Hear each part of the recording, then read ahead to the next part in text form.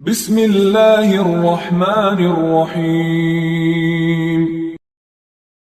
شعبہ نے بیان کیا ان سے محارب بن دثار نے اور ان سے جابر رضی اللہ عنہ نے کہ رسول اللہ صلی اللہ علیہ وسلم نے سفر سے گھر رات کے وقت اترنے سے منع فرمایا۔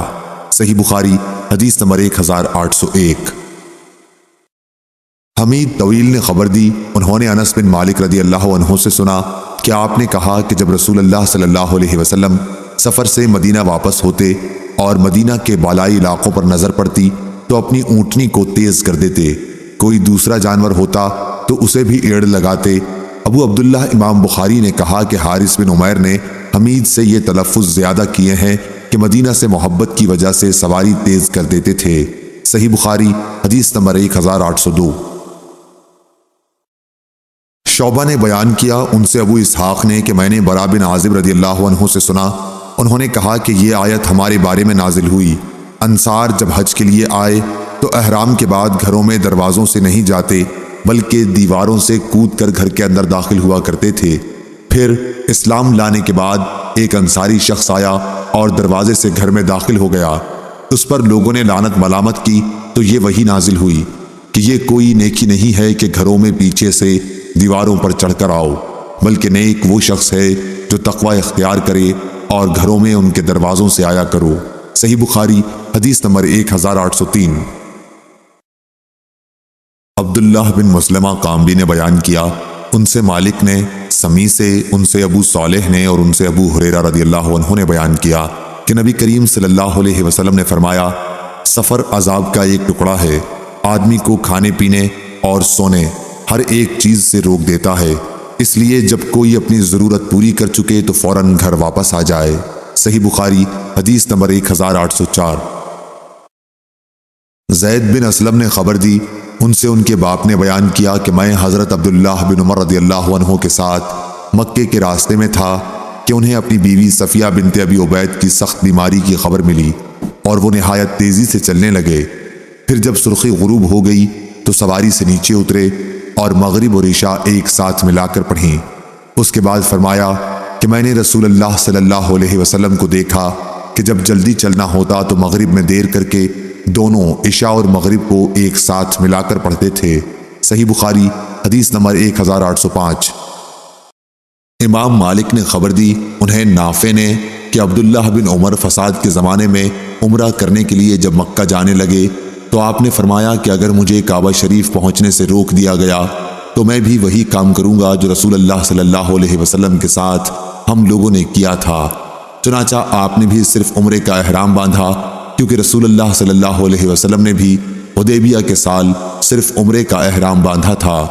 صحیح بخاری حدیث نمبر 1806۔ جویریہ نے نافع سے بیان کیا انہیں عبید اللہ بن عبداللہ اور سالم بن عبداللہ نے خبر دی کہ جن دنوں عبداللہ بن زبیر رضی اللہ عنہ پر حجاج کی لشکر کشی ہو رہی تھی تو عبداللہ بن عمر رضی اللہ عنہ سے لوگوں نے کہا کیونکہ آپ مکہ جانا چاہتے تھے کہ اگر آپ اس سال حج نہ کریں تو کوئی نقصان نہیں، کیونکہ ڈر اس کا ہے کہ کہیں آپ کو بیت اللہ پہنچنے سے روک نہ دیا جائے۔ آپ بولے کہ ہم رسول اللہ صلی اللہ علیہ وسلم کے ساتھ گئے تھے اور کفار قریش ہمارے بیت اللہ تک پہنچنے میں حائل ہو گئے تھے۔ پھر نبی کریم صلی اللہ علیہ وسلم نے اپنی قربانی نہر کی اور سر مڈا لیا۔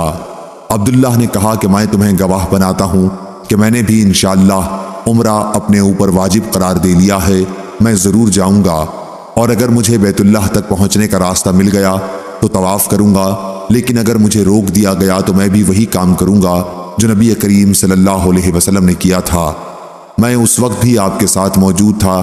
چنانچہ آپ نے ذوالحلیفہ سے عمرے کا احرام باندھا، پھر تھوڑی دور چل کر فرمایا کہ حج اور عمرہ تو ایک ہی ہیں، اب میں بھی تمہیں گواہ بناتا ہوں کہ میں نے عمرے کے ساتھ حج بھی اپنے اوپر واجب قرار دے لیا ہے۔ آپ نے حج اور عمرہ دونوں سے ایک ساتھ فارغ ہو کر ہی 10ویں ذی الحج کو احرام کھولا اور قربانی کی۔ آپ فرماتے تھے کہ جب تک حاجی مکہ پہنچ کر ایک طواف زیارت نہ کر لے پورا احرام نہ کھولنا چاہیے۔ صحیح بخاری حدیث نمبر 1807۔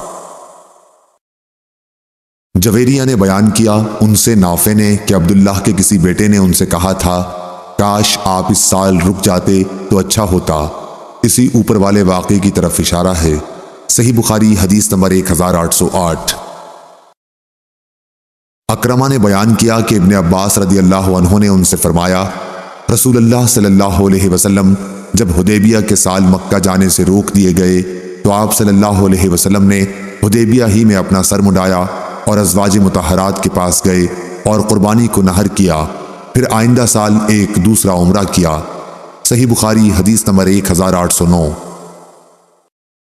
سالم نے خبر دی، کہا کہ ابن عمر رضی اللہ عنہ فرمایا کرتے تھے، کیا تمہارے لیے رسول اللہ صلی اللہ علیہ وسلم کی سنت کافی نہیں ہے کہ اگر کسی کو حج سے روک دیا جائے تو ہو سکے تو وہ بیت اللہ کا طواف کر لے اور صفا اور مروہ کی سعی، پھر وہ ہر چیز سے حلال ہو جائے جہاں تک کہ وہ دوسرے سال حج کر لے، پھر قربانی کرے، اگر قربانی نہ ملے تو روزہ رکھے۔